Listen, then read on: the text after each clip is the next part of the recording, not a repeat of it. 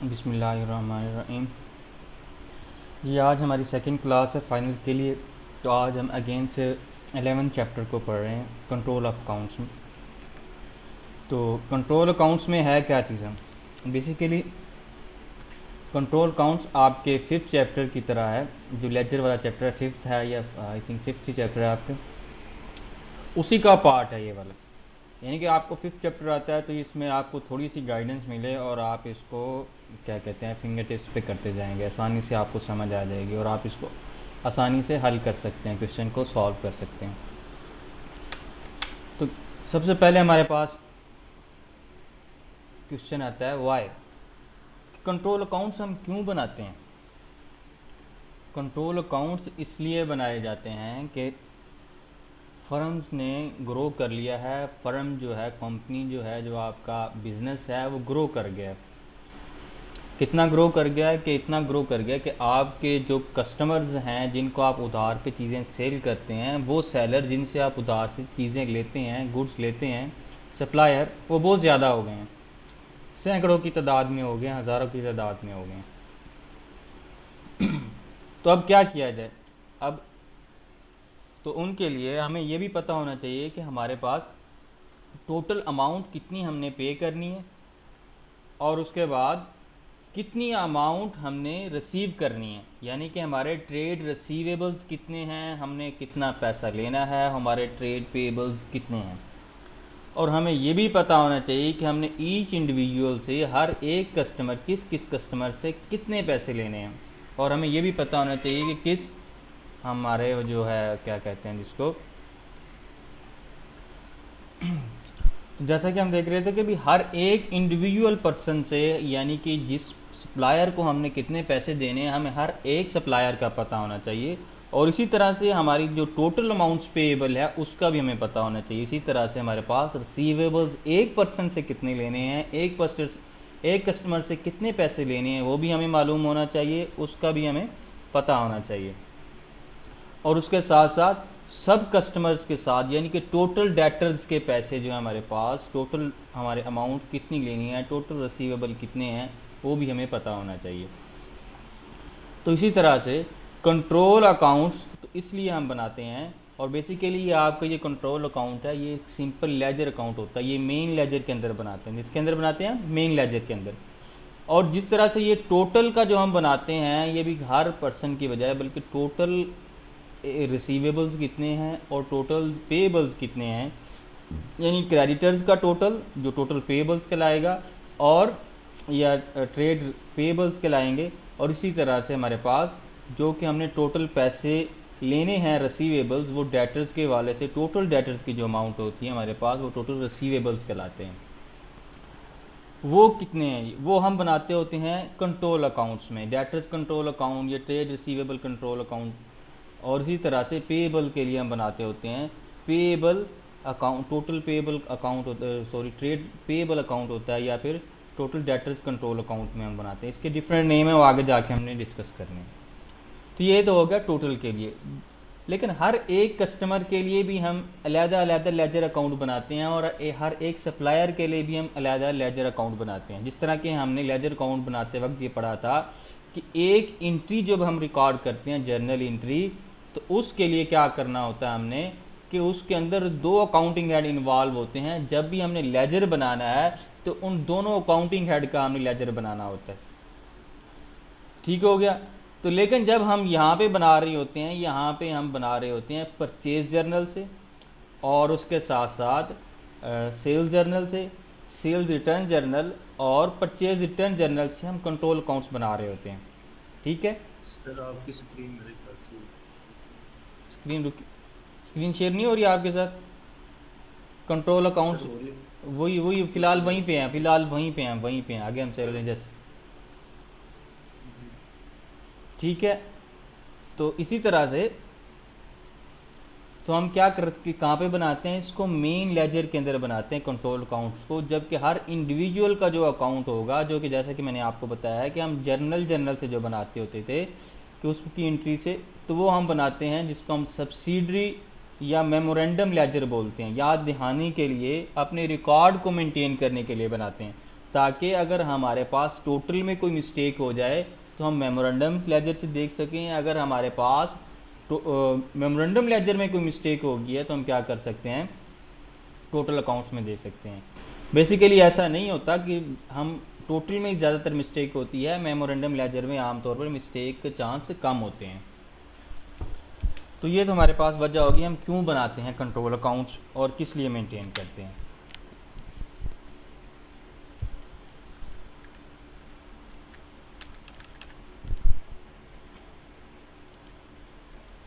तो नेक्स्ट हमारे पास आ गया जी कंट्रोल अकाउंट्स हैं क्या चीज़।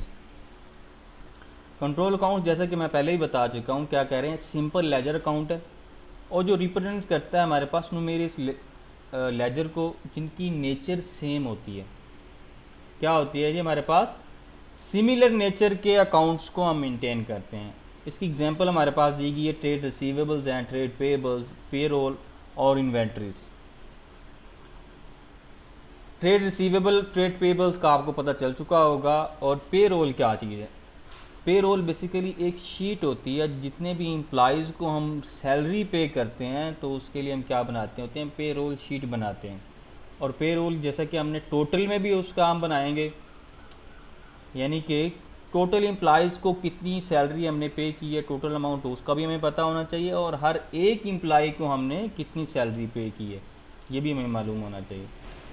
तो इसी तरह से इसके लिए भी हम क्या बनाते हैं, कंट्रोल अकाउंट बनाते हैं पेरोल के लिए। और इन्वेंट्रीज़ के लिए भी बनाया जाता है। इन्वेंट्रीज़ टोटल अमाउंट इन्वेंट्रीज़ की कितनी है हमारे पास और उसके ऊपर कितने पैसे हमारे लग चुके हैं या कितनी अमाउंट की हमारे पास अवेलेबल है और किस किस टाइप की इन्वेंट्री हमारे पास अवेलेबल है।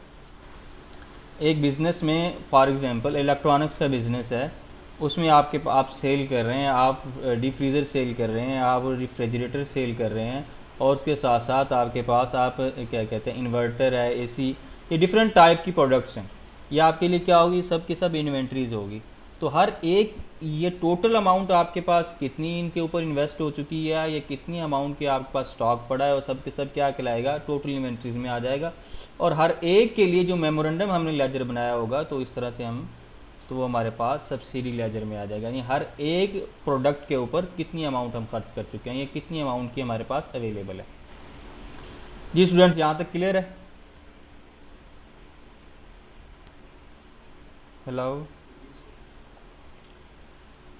तो नेक्स्ट हम आगे चलते हैं, ये थोड़ा सा इसे आगे बढ़ते हैं। जी इंपॉर्टेंट टिप्स क्या बताई जा रही हैं हमें जी, कंट्रोल अकाउंट्स प्रीपेड हम करते हैं मेन लेजर के अंदर, ये हम पढ़ चुके हैं पहले भी। और हर कंट्रोल अकाउंट क्या होता है, वो बैक्ड बाय अ मेमोरेंडम और सब्सिडी लेजर, ये भी मैं आप लोगों को ऑलरेडी बता चुका हूँ कि हर कंट्रोल अकाउंट के एंड पे क्या होता है, सब्सिडी लेजर या मेमोरेंडम लेजर होता है।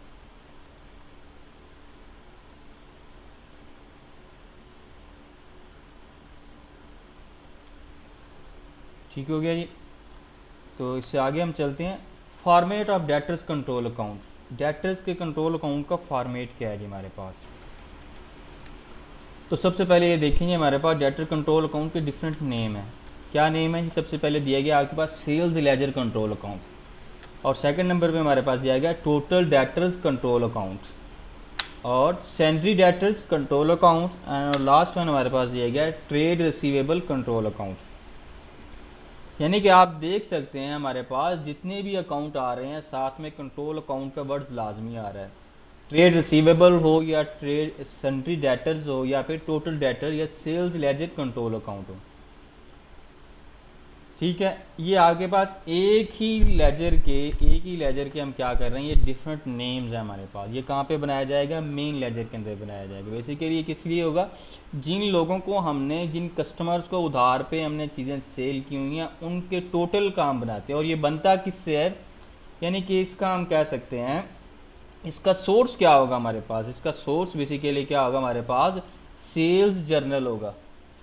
सेल्स जर्नल जो हमने जब जनरल जर्नल की डिवीजन पढ़ी थी जिसमें हमने पढ़ा था कैश बुक और उसके साथ साथ के पैटी कैश, ये तो हमारे पास कैश में हम डील करते जिस पे हम उधार पे हम करते होते थे या अदर कोई और कंडीशंस पे हम सेल करते थे जितने में, तो सब के सब हमारे पास दूसरे साइड पे आ गए थे, जिसमें जनरल जर्नल था और purchase journal, sales journal, purchase return journal and sales return journal. तो इसी तरह से हमारे पास ये किस में आ जाएंगे, ये सब के सब सेल्स जर्नल से हम बनाते हैं। ये जो हमारे पास डेटर्स कंट्रोल अकाउंट है, ये कहाँ से बनता है, सेल्स जर्नल से बनता है। और सेल्स जर्नल में हम सब की सब जो रिकॉर्ड करते हैं एंट्रीज, वो उधार वाली होती हैं। हमने जो भी कुछ उधार पे अपने कस्टमर को सेल किया होता है, उसको हम रिकॉर्ड कर रहे होते हैं सेल्स जर्नल के अंदर। ये तुम्हारे पास एक जी फॉर्मेट आ चुका है किसका जी, डेटर्स कंट्रोल अकाउंट का। ठीक है, तो डेटर्स कंट्रोल अकाउंट का हमने फॉर्मेट देख चुके हैं। इस फॉर्मेट में हमारे पास क्या दिया गया है, ये आपने जो फिगर्स लिखी हुई हैं फिलहाल इनको आपने क्या करते हैं, इग्नोर कर देना है। जब हम इसको डिस्कस करेंगे पढ़ेंगे तो फिर आपको फिलहाल से जस्ट फॉर्मेट हम डिस्कस कर रहे हैं। फॉर्मेट में हम देख सकते हैं कि हमारे पास सबसे पहले डेटर्स, आप कौन बताएगा कि ये डेटर्स या ट्रेड रिसीवेबल नेचर में हमारे पास क्या चीज़ है, इनकी नेचर क्या है, क्या ये बिज़नेस के लिए एसेट हैं, क्या ये बिज़नेस के लिए एक्सपेंस है या लाइबिलिटी है, या फिर हमारे पास इनकम है या एसेट है, क्या चीज़ है जी, कौन बताएगा।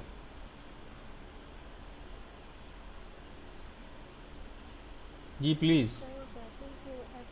ये लाइबिलिटी होगी। लाइबिलिटी नहीं है प्यारे भाई, एसेट होते हैं वो, क्रेडिटर्स लाइबिलिटी होती है। ठीक है, बिजनेस सेल कर रहा है, बिजनेस अपने कस्टमर को जब सेल करेगा उधार पे तो बिजनेस के डेटर्स होंगे। ठीक है, ये बात ज़हन में रखनी है, ये बेसिक्स बात है। अभी भी आप लोगों को इनमें कन्फ्यूज़न हो रही है तो फिर आपका कुछ करने, आपको थोड़ा सा पढ़ाई के ऊपर फोकस करना चाहिए। ठीक है, डेटर्स हमारे पास क्या चीज़ें हैं जी, हमारे एसेट्स हैं। तो एसेट्स की नेचर क्या होती है, कौन बताएगा। एसेट्स अपनी नेचर में क्या होते हैं, डेबिट होते हैं, क्रेडिट होते हैं जी।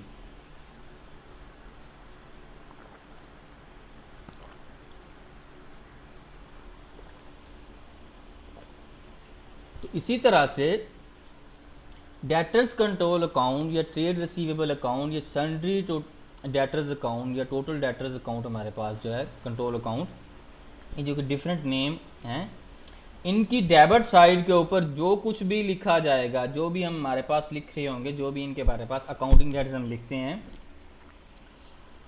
वो वजह बनेंगे डेटर्स के बैलेंस में इंक्रीज करने का।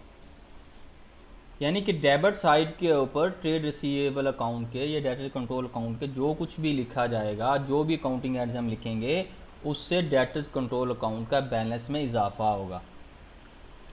इसी तरह से अगर हम क्रेडिट साइड पे कुछ लिख रहे होंगे तो वो क्या होगा, उससे उनके बैलेंस के अंदर कमी आएगी और उसमें कमी का बायस बनेंगे। ठीक है, अब फॉर एग्जांपल जिस तरह के हम देख सकते हैं, ओपनिंग बैलेंस हमारे पास ब्रॉड फॉरवर्ड दिया हुआ है, यहाँ पे अगर कुछ नहीं होगा तो हम कुछ नहीं लिखेंगे।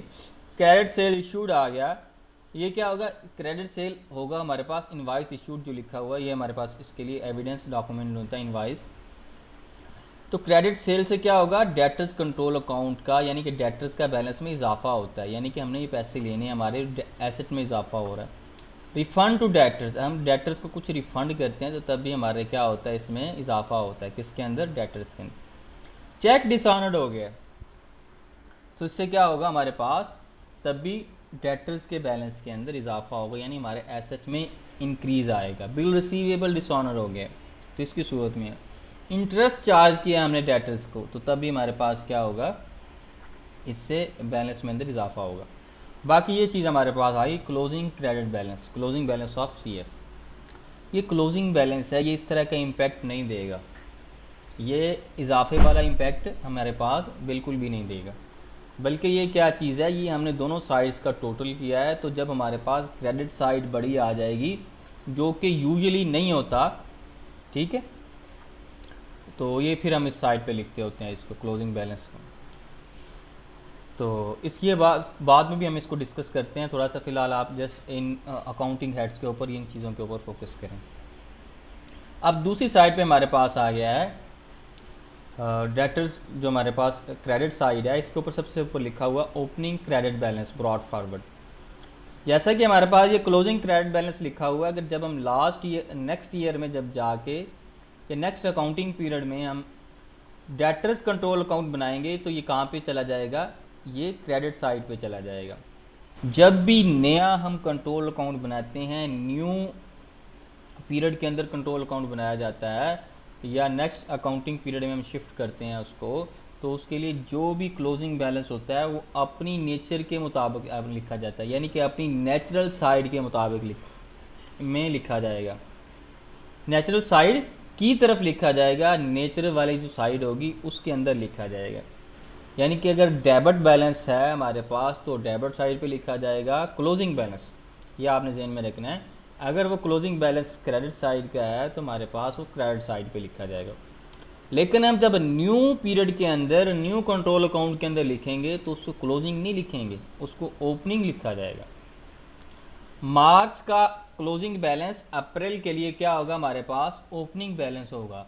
अप्रैल का क्लोजिंग बैलेंस हमारे लिए क्या होगा, मई के अंदर ओपनिंग बैलेंस होगा। ये जो मैंने क्लोजिंग बैलेंस और ओपनिंग बैलेंस का आपको बताया है कि आपको इसकी समझ आ गई है। जी स्टूडेंट्स प्लीज़ बताइएगा। ओके, तो इसी तरह से ये opening credit balance brought forward जो लिखा हुआ है, यानी कि लास्ट अकाउंटिंग पीरियड का हमारे पास क्या था, क्लोजिंग बैलेंस, ये इसका क्रेडिट था। तो इसीलिए हमने इसकी नेचुरल साइड के यानी कि क्रेडिट साइड के ऊपर लिख दिया। और आम तौर पर जब आप लिख रहे होंगे वहाँ पे ये क्रेडिट का वर्ड नहीं होगा, आपने खुद ही देखना है कि ये कहाँ पे बैलेंस आ रहा है, तो उसी के मुताबिक आपने लिखना होगा। और डेटर से हम कैश रिसीव कर लें तो क्या होगा, हमारे डेटर्स में कमी आएगी, हमारे एसेट में कमी आएगी। कोई एसेट में, डेटर्स वाले एसेट में। अगर हम डेटर से चेक रिसीव कर लें तभी इसमें कमी आएगी और ये हम इसको क्रेडिट साइड पे लिखेंगे। Bill receivable accepted by debtors, ये भी एक तरीका है पैसे लेने का, बिल रिसीवेबल एक्सेप्टेड। तो उसको अगर ये बिल रिसीवेबल एक्सेप्टेड कर लिया तो इसकी सूरत में भी क्या होगा, डेटर्स के बैलेंस में कमी आएगी, यानी कि डेटर्स हमारा कम होंगे। डिस्काउंट अलाउड, डिस्काउंट अलाउड भी हमारे लिए क्या होता है, एक्सपेंस होता है। इससे भी डेटर्स के कंट्रोल अकाउंट के अंदर कमी आती है। ये डिस्काउंट अलाउड से रेलिवेंट एक और बात बताता जाऊँ, जो डिस्काउंट बंदा दे रहा होता है, जो बिज़नेस डिस्काउंट दे रहा है उसके लिए ये एक्सपेंस होता है। और जो बिज़नेस यानी कि कस्टमर या जो भी ले रहा है डिस्काउंट को, यानी डिस्काउंट जिसके लिए रिसीव है, डिस्काउंट रिसीव्ड, ये उसके लिए इनकम होता है। ठीक है, बैड डेट्स हमारे पास आ गए, बैड डेट्स भी एक्सपेंस है हमारा। तो इससे क्या होता है, डेटर्स कंट्रोल अकाउंट में कमी आती है डेटर्स के। उसके बाद नीचे सेल्स रिटर्न है, इससे भी कमी आती है। और नेक्स्ट पे हमारे पास दिया गया कॉन्ट्रा या सेट ऑफ या बैलेंस ट्रांसफर्ड। ये इस तरह से है कि भी एक पर्सन ए और बी कारोबार कर रहे हैं दोनों, और कुछ चीज़ें ए बी से परचेज़ करता है और इसी तरह से बी कुछ चीज़ें ए से परचेज़ करता है, यानी कि दोनों एक दूसरे के सप्लायर भी हैं, दोनों को बेचते भी हैं, दोनों से ख़रीदते भी हैं। तो इसी तरह से हम क्या करेंगे, जो एक दूसरे से पैसे इन्होंने लेने हैं वो आपस में सेट ऑफ भी हो जाएंगे, तो एक दूसरे को कॉन्ट्रा भी कहा जाता है। ये हमेशा क्या होगी, आप एक दूसरे के अपोजिट जो होगी, तो ये अगेंस्ट एक दूसरे के जो हमारे पास ट्रांजैक्शन होगी, तो इसकी ट्रांजैक्शन भी हमारे पास अपोजिट की तरह ही हम लिखेंगे। यानी कि डेटर्स कंट्रोल अकाउंट को क्रेडिट किया जाएगा और क्रेडिटर्स कंट्रोल यानी क्रेडिट को हम डेबिट करेंगे। अब चलते हैं जी हमारे पास इसकी तरफ। ये जो हमारे पास आ रहा है ओपनिंग बैलेंस, यहाँ पर बताया गया opening debit balance debtors control account का। ये ओपनिंग डेबिट बैलेंस क्या है, ये यूजुअल है, ये रूटीन के मुताबिक है, ये अकॉर्डिंग टू रूल्स है। ये भी अकॉर्डिंग टू रूल्स तो ये भी है, लेकिन ये है कि ये यूजुअली ऐसा होता है, अक्सर ऐसा होता है कि ओपनिंग बैलेंस क्या होगा, डेबिट होगा। और इसी तरह से क्लोजिंग बैलेंस क्या होगा, हमारे पास डेबिट होगा। ये क्या है, रूटीन के मुताबिक है। ठीक है, रोज़मर्रा की रूटीन के मुताबिक। अब इसी तरह से डेटर कंट्रोल अकाउंट का अगर क्लोजिंग बैलेंस क्रेडिट आ जाता है, ये क्या होगा, अनयूजुअल होगा। ये कैसे, क्यों ऐसे होगा, जैसा कि आप देख सकते हैं हमारे पास कि हमने इस साइड का टोटल किया तो हमारे पास आ गया 230,000। क्या होगा जी, हमने कैश ज़्यादा ले लिया, किससे जी, अपने कस्टमर से, अपने डेटर से, या हमने क्या किया, सेल्स रिटर्न ज़्यादा आ गई हमारे पास। या कोई भी वजह बनी कि ये साइड जो हमारे पास है ट्रेड रिसीवेबल या डेटर्स कंट्रोल अकाउंट की, ये ज़्यादा बन गई है, ठीक है, क्या होगी, इसकी अमाउंट ज़्यादा होगी किसी भी वजह से, तो क्या करेंगे, ये जिस हमने ये पढ़ चुके हैं कि लेजर अकाउंट के अंदर जिस साइड का टोटल ज़्यादा होगा वही टोटल हम उठा के दूसरी साइड पे भी लिख देंगे। तो हमने ये टोटल उठा के यहाँ पे भी लिख दिया 230,000।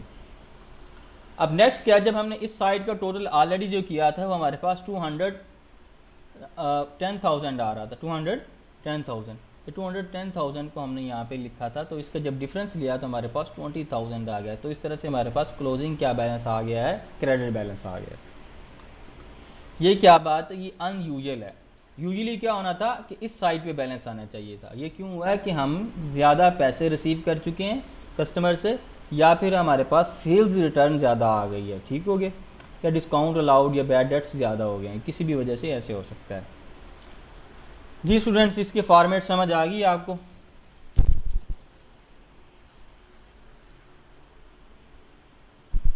जी आपने ये करना क्या है जी, इन जो भी फॉर्मेट आपको बताया गया ये वाला, इसके अंदर ज़्यादातर अकाउंटिंग हेड्स हम देख चुके हैं जो यहाँ पे यूज़ होने हैं।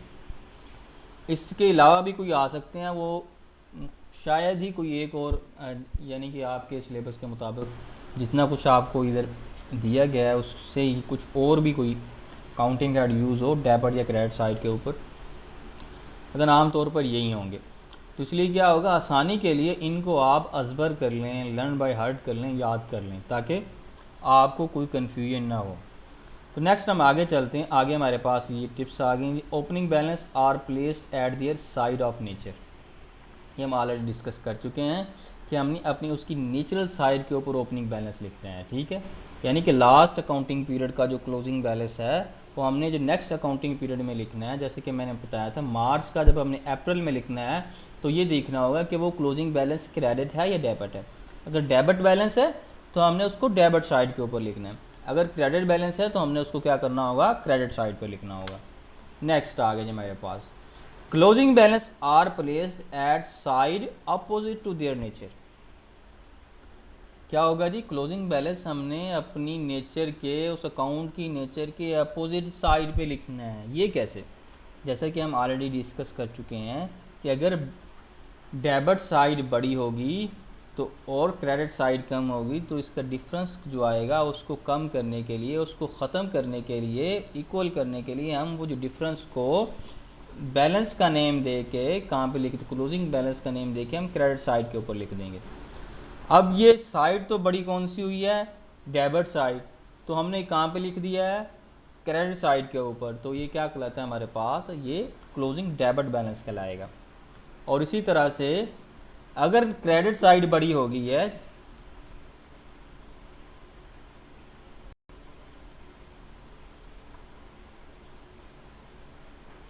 जिस तरह क्रेडिट साइड बड़ी हो गई है तो हम क्या करेंगे, वो उसका बैलेंस हम कहाँ पे लिखेंगे, क्रेडिट साइड वाला, यानी कि क्रेडिट बैलेंस को कहाँ पे लिखा जाएगा, डेबिट साइड के ऊपर। जैसा कि हमने यहाँ पे ये देखा है, अभी ये देखें हमने 20,000 जो लिखा हुआ है यहाँ पे, ये क्या क्यों लिखा हुआ है कि क्योंकि हमारे पास क्रेडिट साइड बड़ी थी तो डेबिट साइड कम थी, तो इस डिफरेंस को ख़त्म करने के लिए हमने इक्वलेंस लाने के लिए दोनों साइड्स को इक्वल करने के लिए क्या कर दिया हमने, वो 20,000 डेबिट साइड के ऊपर लिख दिया।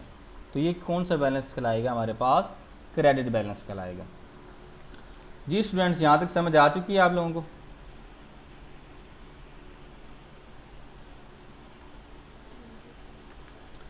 नेक्स्ट ये हमारे पास है, हम क्रेडिटर्स कंट्रोल अकाउंट को डिस्कस करने जा रहे हैं। क्रेडिटर्स कंट्रोल अकाउंट भी इसी तरह से जैसा कि हमारे पास डेटर्स कंट्रोल अकाउंट है वो भी है। डेटर्स कंट्रोल अकाउंट में हम क्या किन को लिखते हैं, जिन कस्टमर्स को हम उधार पे सेल कर रहे होते हैं, और क्रेडिटर्स कंट्रोल अकाउंट में हम किन का रिकॉर्ड मेंटेन कर रहे होते हैं, जिनसे हम उधार पे चीज़ें परचेज कर रहे होते हैं।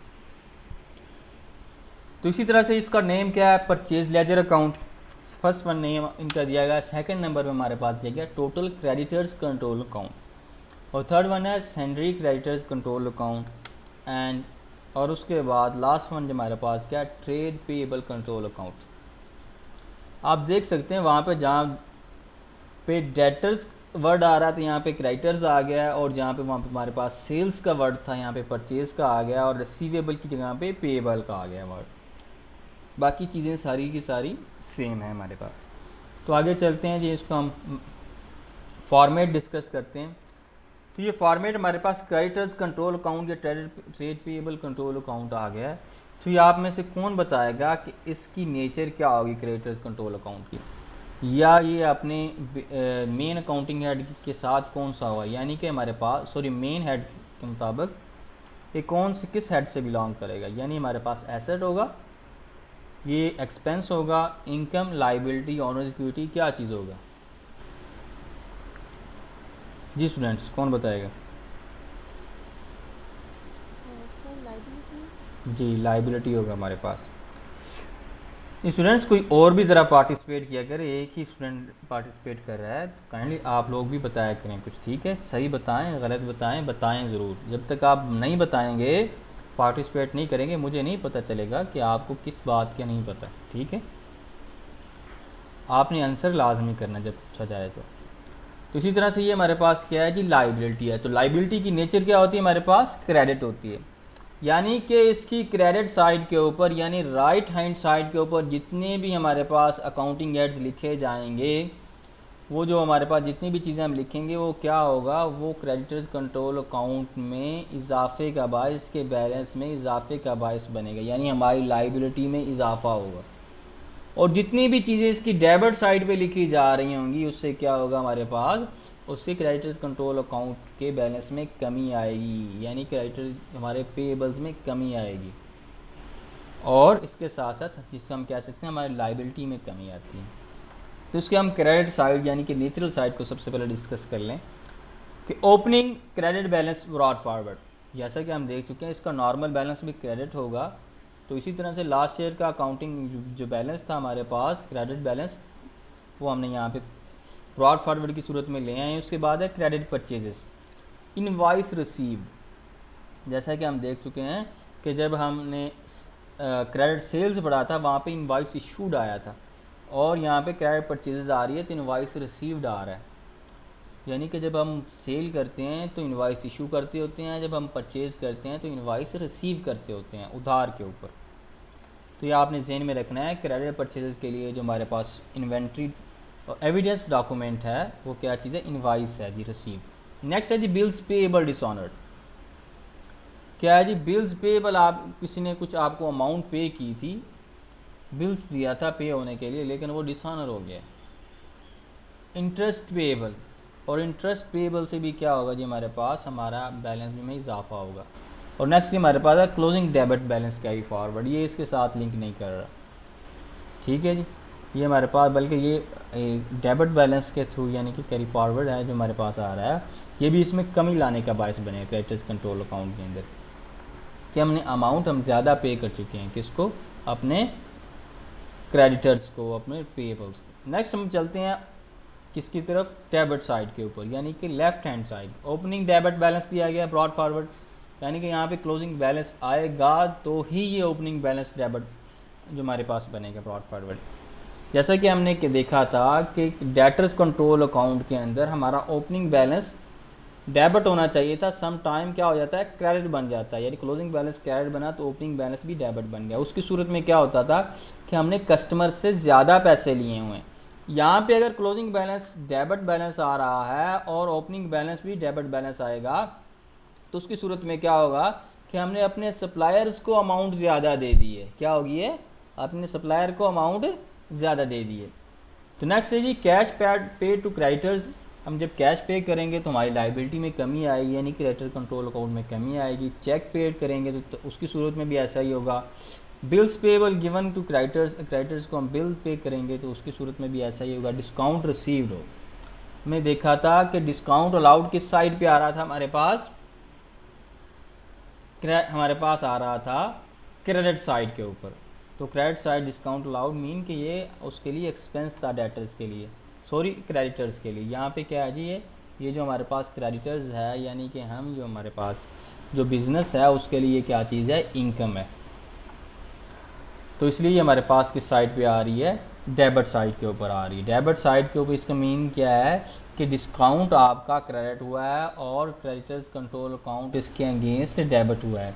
हम ये पढ़ चुके हैं कि जो भी यहाँ पे अकाउंटिंग हेड लिखा जा रहा होता है वो ये रीज़न होता है किस बात की, इस अकाउंट के डेबिट या क्रेडिट होने के। यानी कि हम कह सकते हैं कि क्रेडिटर्स कंट्रोल अकाउंट डेबिट हुआ है डिस्काउंट रिसीव्ड की वजह से, यानी डिस्काउंट रिसीव्ड हमारे लिए इनकम होगा यानी कस्टमर्स। उसके बाद परचेज रिटर्न है, अगर जो कुछ भी हम परचेज रिटर्न करेंगे तो उसके लिए भी हमारे पास क्या होगा, आपके क्रेडिटर्स कंट्रोल अकाउंट में कमी आएगी, क्रेडिट नोट हम रिसीव करेंगे।